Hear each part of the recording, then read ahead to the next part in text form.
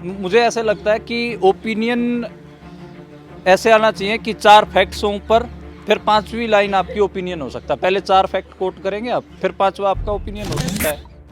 आप अपनी रिपोर्ट को डेटा रिच बनाएंगे, ये बड़ा मुझे ऐसा लगता है कि बहुत ज़रूरी काम है, क्योंकि डेटा आपके हक में है ऑलरेडी।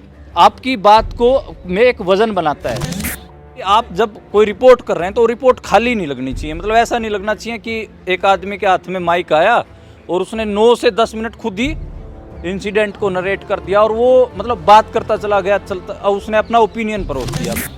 तो सोशल बायकाट बहुत होते हैं गांव में। किन के बायकाट होते हैं? मजदूरों के जी। किस बात पे? वो दिहाड़ी बढ़ा रहे हैं, इस बात पे होते हैं। तो उसमें आप कास्ट का एंगल खोजोगे वो भी निकल आएगा, और लूट का खोजोगे पैसे वाला वो भी निकल आएगा।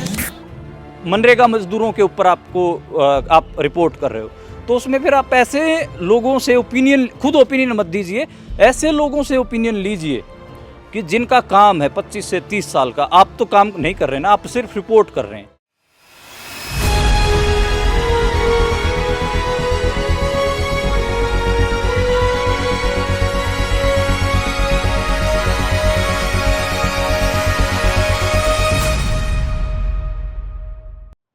अब मैं मनदीप को बुलाना चाहूँगी। मनदीप पुनिया, प्लीज़ यहाँ आइए और अपनी बात रखिए, बताइए लोगों को, हमारे यूट्यूबर्स जितने यहाँ पर मौजूद हैं उनको बताइए कि आपका एक्सपीरियंस कैसा रहा, कैसी आपकी जर्नी वहाँ से लेकर यहाँ तक आई है, प्लीज़ बताइए।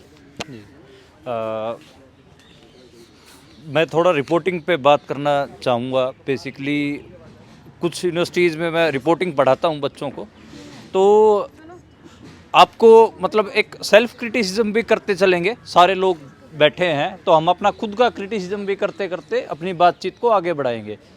हमारे बारे में जो पीठ पीछे प्रचार होता है वो क्या होता है, हमारे जर्नलिज्म को क्या कहा जाता है, उसके ऊपर से बात को शुरू करते हैं। मतलब ये कहा जाता है कि ये तो कैंपेन जर्नलिज्म है, ये तो नारा वाला जर्नलिज्म है, नारे लगाते हैं, जर्नलिज्म थोड़ी ना करते। तो सेल्फ क्रिटिसिज्म कर रहे हैं, तो मुझे ये कहने में कोई दो राय नहीं है कि वो कुछ हद तक ठीक भी हैं।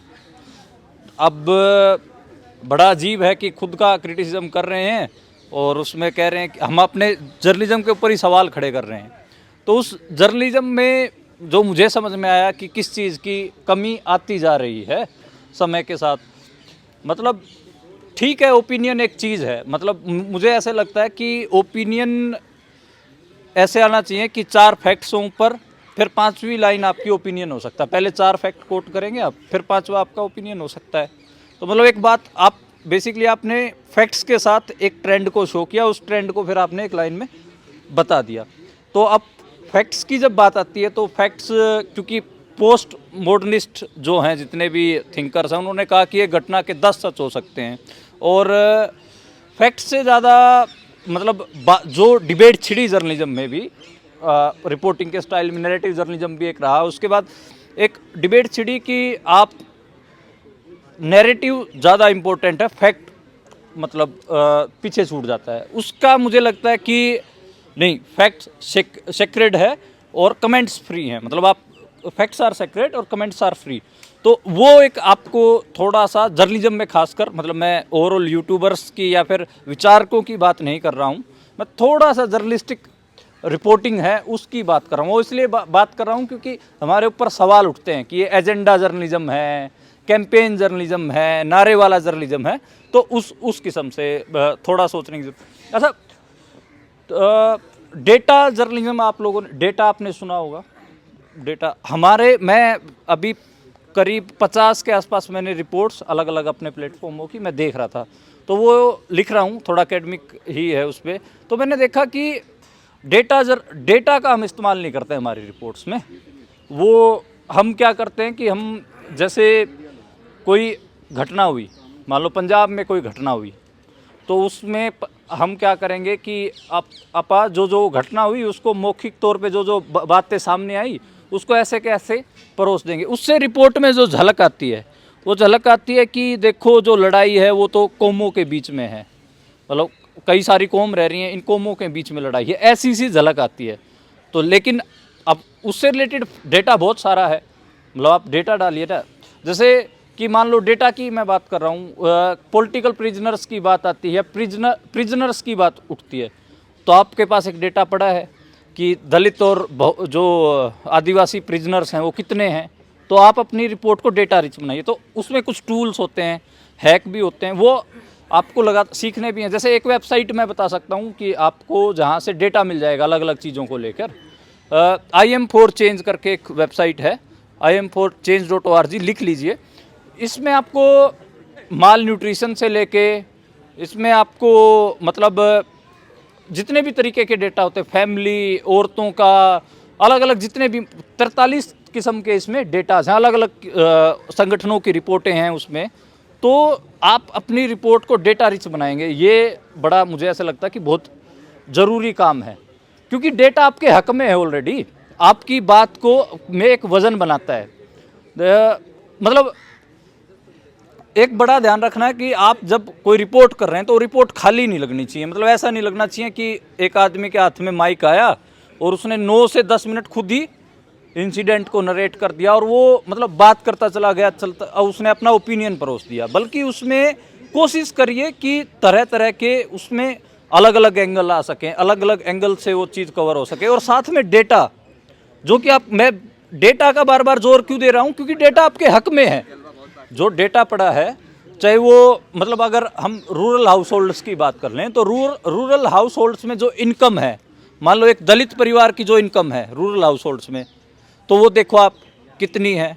तो उन सारे डेटा को आप फरोलोगे तो आपको लगेगा कि हाँ, ये तो मेरी रिपोर्ट में, अगर मैं कोई रिपोर्ट कर रहा हूँ ग्रामीण गरीबी के ऊपर कोई रिपोर्ट कर रहा हूँ, तो उसमें अगर मैं ये डेटा और डाल दूंगा तो मेरी बात का, या मेरी जो मैं बात कह रहा हूँ, रिपोर्ट कर रहा हूँ, उसका वजन बढ़ रहा है। तो वो आप कोशिश करें, मतलब जैसे एक टर्म है leg work journalism, foot work journalism, वो आप लोग ऑलरेडी करते हैं। मतलब ऐसा नहीं है कि आप ऑफिसों में बैठ के सारा कुछ कर रहे हैं, बहुत सारे लोग बहुत ज़मीनी पत्रकारिता करते हैं। बस उसमें जो लगातार बातचीत होती है उसमें हम ऑलरेडी लेग वर्क जर्नलिज्म कर रहे हैं, फुटवर्क जर्नलिज्म कर रहे हैं। हमारे पास जो एक अगली कमी आती है, वो अगली कमी आती है कि क्या हम जो हमारा सब्जेक्ट है उसको अलग अलग नज़रिए से देख पा रहे हैं। ये मतलब जैसे उत्पीड़न एक चीज़ है, दूसरा चीज़ है लूट, दो शब्द हो गए, दोनों अलग अलग हैं। इनको मिलाना चाहे तो कोई मिला भी सकता है, अल्टीमेटली आखिरी में मिल ही जाते हैं एक ही, क्योंकि उसी समाज की का ही उत्पीड़न हो रहा है, उसी समाज की लूट भी हो रही है, ये भी एक सच्चाई बात है। लेकिन आप जब बात अपनी बिल्ड करना शुरू करेंगे तो आप दोनों शब्दों को अलग करके करिए। लूट और उत्पीड़न का मैं मतलब कैसे कह रहा हूँ, मतलब कि जैसे पंजाब में और हरियाणा में जब धान की बिजाई का समय आता है तो सोशल बायकाट बहुत होते हैं गांव में। किन के बायकाट होते हैं? मजदूरों के जी। किस बात पे? वो दिहाड़ी बढ़ा रहे हैं, इस बात पे होते हैं। तो उसमें आप कास्ट का एंगल खोजोगे वो भी निकल आएगा, और लूट का खोजोगे पैसे वाला वो भी निकल आएगा। तो दोनों एंगल हैं। तो आपको दोनों चीज़ लेके आइए ताकि आपकी जो बात है वो और सब्सटेंशियल और ठोस हो सके और मजबूत लगे। तो इसलिए जितने भी और एंगल हम छोड़ देते हैं, जो बात मैं देखता हूँ, मतलब एक जो हावी जो हमारा रहता है वो एक हिसाब से हम गुस्सा, मतलब एक थोड़ा सा फैक्ट के साथ चिपक के एक गुस्सा, और वो नहीं दिखना चाहिए। मतलब आप सहज भाव से ही अपनी बात भी प्लेस कर दें।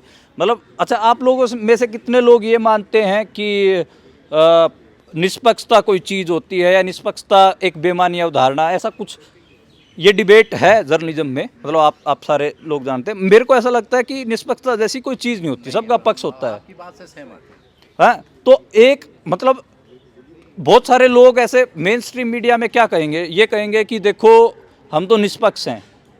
तो उनसे मतलब आप पूछिए, मान लो एक दंगा रिपोर्ट करने जा रहे हैं, तो मैं उनको बोलता हूँ कि आपकी एक पोजीशन है, पॉलिटिकल पोजीशन है, आप रिपोर्टिंग करने जाते हैं उससे पहले। वो बोले कैसे है, तो मैंने कहा कि आप एक दंगा रिपोर्ट करने गए, अगर आप हिंदुत्व नेशनलिज्म में बिलीव करते हैं तो आप जाके रिपोर्ट करेंगे कि देखो अल्पसंख्यक समुदाय ने कैसे हिंदुओं को के घर जला दिए, ये कर दिए, वो कर दिए। इट मीन्स आपके एक पॉलिटिकल।